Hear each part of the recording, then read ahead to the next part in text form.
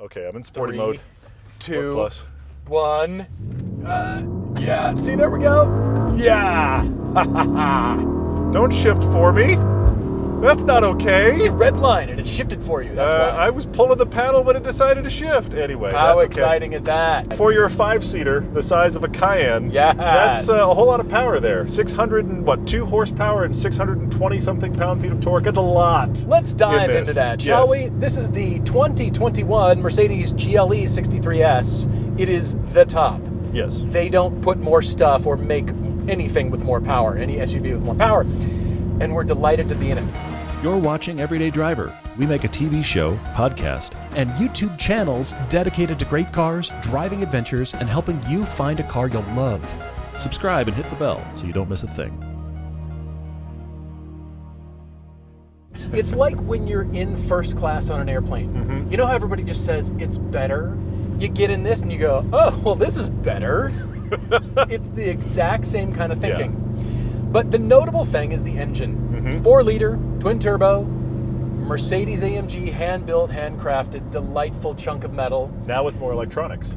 It does have more electronics, but it has this curious thing called EQ Boost. Mm-hmm. And I've been looking at this. It's the 48-volt starter generator thing that powers the suspension, gives you boost. It also makes the engine pop to life. Have you noticed when you start the car, it doesn't go pop, and Yeah, it just you're right. goes ba-dum. It offers torque fill to the turbos, but it also is in place of the alternator. Hang on. And runs all kinds of things. Let's talk about this torque fill. It adds 21 horsepower to the total output, Mm-hmm. but it also adds 184 pound-feet of torque to the already 627 pound-feet of torque.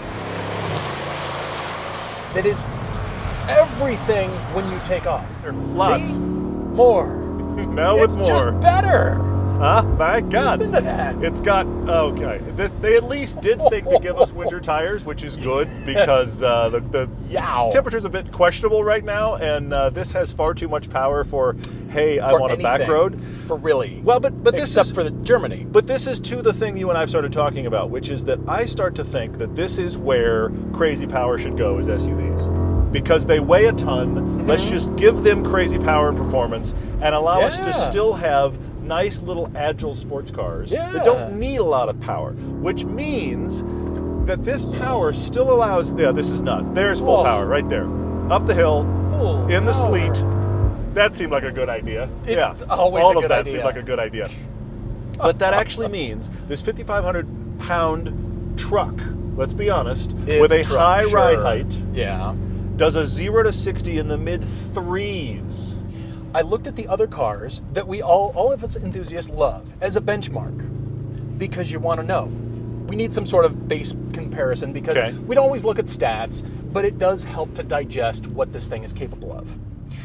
3.7 is what Mercedes claims. Now, we're not doing instrumented testing. We're just going off the published numbers. It depends on time of day and fuel Yes, load everything, and all of the above. ambient temperature, all that kind of stuff. But we'll go with 3.7, just so you can understand that the 1987 Porsche 959 also has a 3.7, 0 to 60. Interesting point. The 1995 Ferrari F50, 3.7.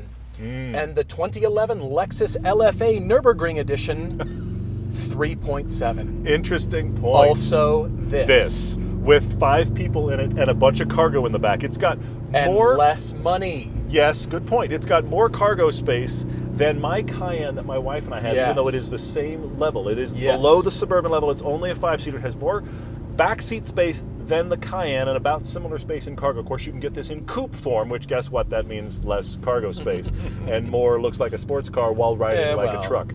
Yeah.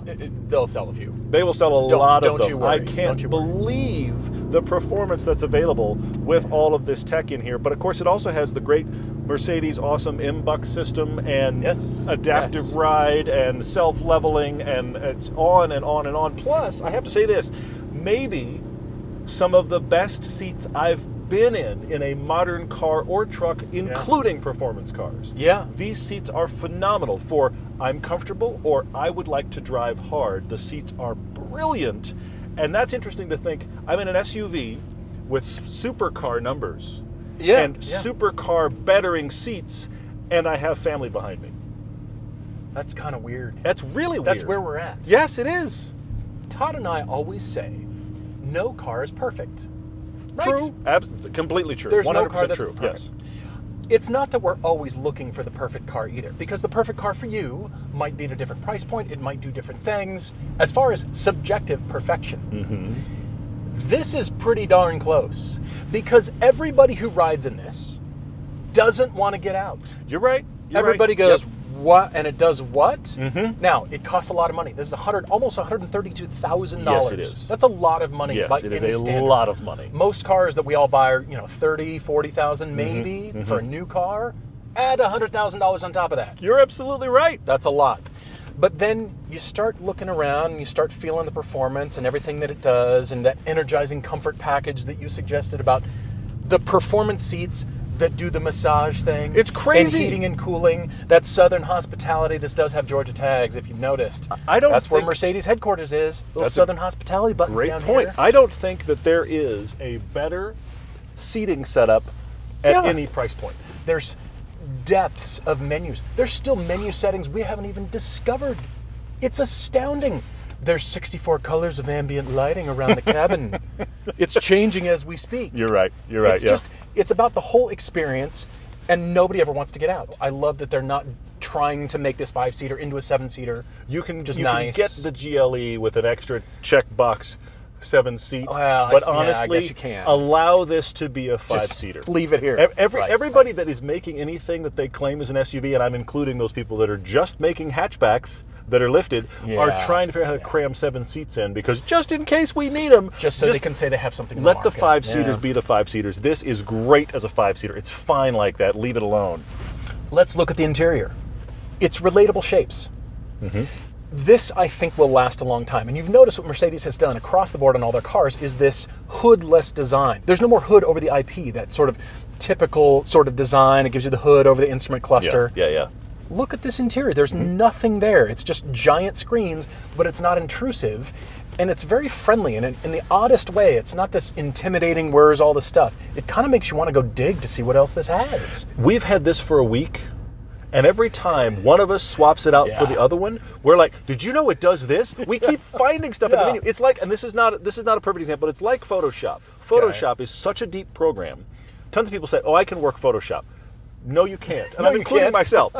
You may know your little corner of Photoshop, but I guarantee you somebody out there will show you something you didn't even know they thought about, let alone it does. Great. That's this interior. If you just get curious about how deep does the rabbit hole go, park somewhere and get comfortable for a while. Deep. It goes way You can spend your entire lunch break, not eat a thing, and you still are digging.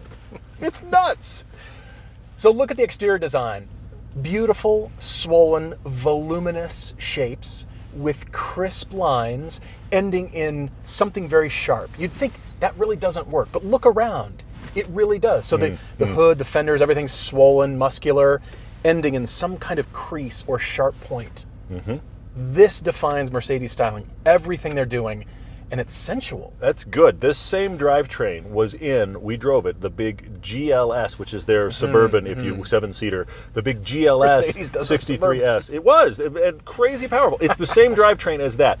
I didn't like the look of that. I thought it was too much. I mean, they're packaging more. Yes, they have this I actually like a lot. Yeah, that's good. But I felt like the S, it became like train size. It's huge. It's as good looking as it can be, but it's massive. This feels a little bit more manageable for your eyes, I feel like. You look at the outside, you're like, okay, yeah, that works. The S was kind of like, I'm yelling, So this really does work for me. I totally agree. Funny.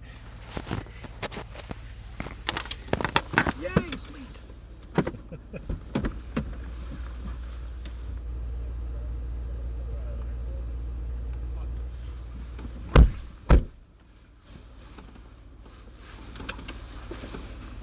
Did you see it gives you a horsepower gauge and a boost torque gauge and a boost gauge? The amount of time... How much power am I using? Well, I don't know. How much? Something torque. The amount of time I drove around with you was only using 150, and I kept being like, well, I got to work harder. I got to find opportunities to get that. It's like you want to look at the gauge. I got to use all of it. Right. Yeah, let's use it all. But you can track anything more than you ever thought possible, because it's got all the inclimeters. To show you what your incline with because you're going to take your track pack equipped SUV and the family off to some off-road situation, because these tires seem like something you want to try. Well, yeah, probably not on these tires. But isn't it nice to know you have 7 different modes for your suspension? 7. Yes. track and sand, and individual and comfort, and sport plus, and race mode. Yes. Well, I will say, this is one of those situations. Race mode. $130,000. Look at it a couple of ways for me. First off, absurd. What are we doing? Why is it that much? But then you sit in here and you start driving it and seeing everything it does, and you start to understand where the money went. I'm not justifying the cost because it's wickedly expensive, but you start to go, I can justify the cost. Okay, of course you can. Yeah. With all of those things in here, I start to see where the money went, and you compare it back to your point earlier to a supercar that will be twice the price, and you can take the family and match them on a drive. That's really impressive. That's what's scary, and hence my discussion about the perfect car, because you throw a category at this, you think, well, it can't do blank. Tell us. Power, comfort, handling, space for everybody. It does things it shouldn't. Yeah. It looks good. Throw a category at us. Go. I thought this didn't extend right here. It extends. I thought, well, it's not perfect because the sunshade doesn't extend. It extends. It's perfect. I don't know that it's perfect, but I'll give you a comparison, though. Insane. Going back to price. Okay. The obvious competitor to this is the Porsche Cayenne. Indeed. So I did a little bit of looking up. I'm glad I did as well. I did some looking up. Did as well. $130,000 for this, with over 600 horsepower and torque. Yes. If you buy a Cayenne Turbo S, it has less horsepower and torque than this, and will cost you $15,000 more, similarly spec'd. At least. Hang on. If If you want to go exactly the same, then you go the Cayenne Turbo S Hybrid. That's the big boy right now. Yeah. Okay. Which you should, because you go this with has that the 48 one because of the volts. hybrid technology, and now you're getting horsepower that is very similar to this. In fact, it's a tick more, believe it or not, and it is also a tiny bit faster by like tenths of a second, 0 to 60. So it is the direct competitor. That one, $45,000 more than this. Ooh. It was in the high 170s. I'm glad you brought that up because it makes this seem like a bargain, doesn't it? Which is insane. It's insane. You didn't think that we would say this is a bargain. I will say it's a bargain. I just can't believe that the Cayenne, competitor to this, is that much more expensive. Yeah. Well, I looked up BMW as well because the obvious competitors here, of course, are the X5M competition. Which we've driven and is great. It's phenomenal. I like it a lot. And I love the Cayenne. I love Porsches. You have a Cayenne. Yes. You love them. Yes, they're great. Your whole family loves the Cayenne. Yes, absolutely. And then you come to this and you think, well, I didn't see that coming. It's got all these features, everything it does. And then it starts to make $132,000 look sort of like,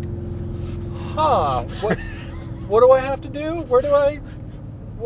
How do I get one, actually?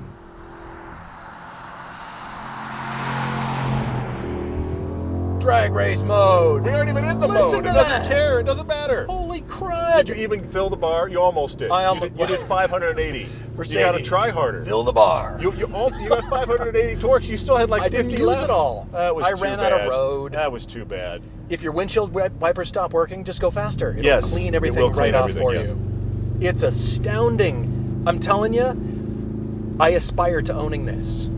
I do.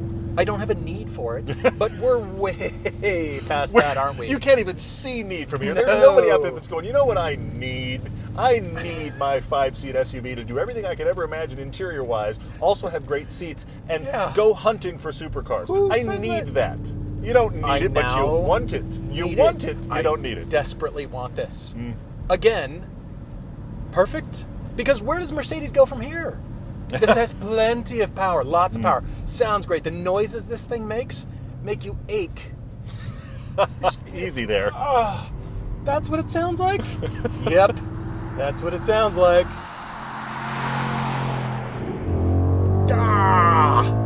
I almost filled the bar there.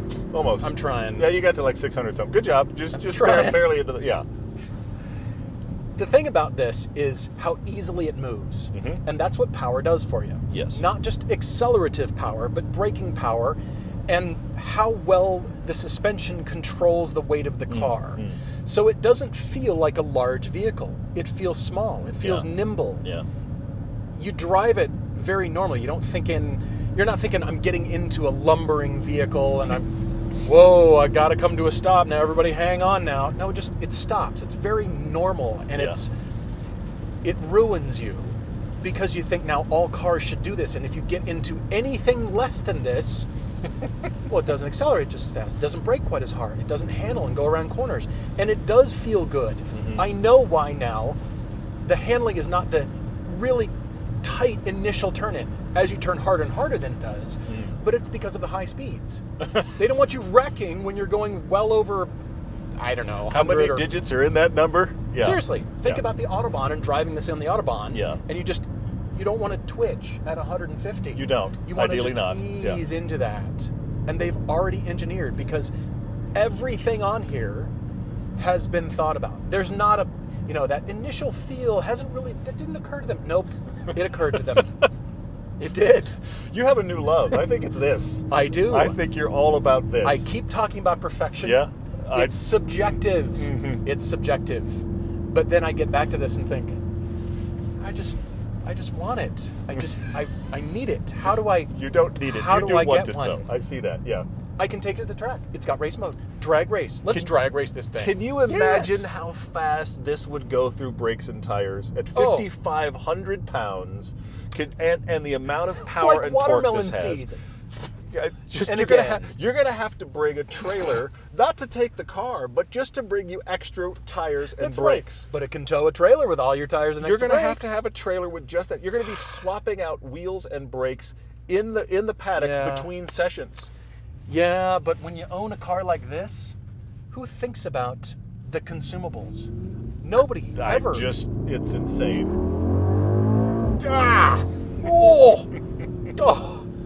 Under bridges, through tunnels. Doesn't matter. Through your neighborhood, on startup. Yes. Make everybody angry. But you can go back to comfort mode and quiet everybody down. Yeah, comfort mode. It's all right there. there. That was race. I went the wrong direction. Oops. Yeah. Went into race mode. Oops. Oops, I'm in race mode. That's pretty much the tagline for this whole video. Was that a Britney Spears song, like in the 90s? No. Oops, I'm in race mode.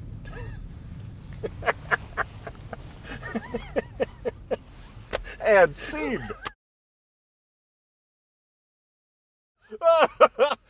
There's really nothing else to do after that. I did it again. Oh God, that was horrible. I turned it to race.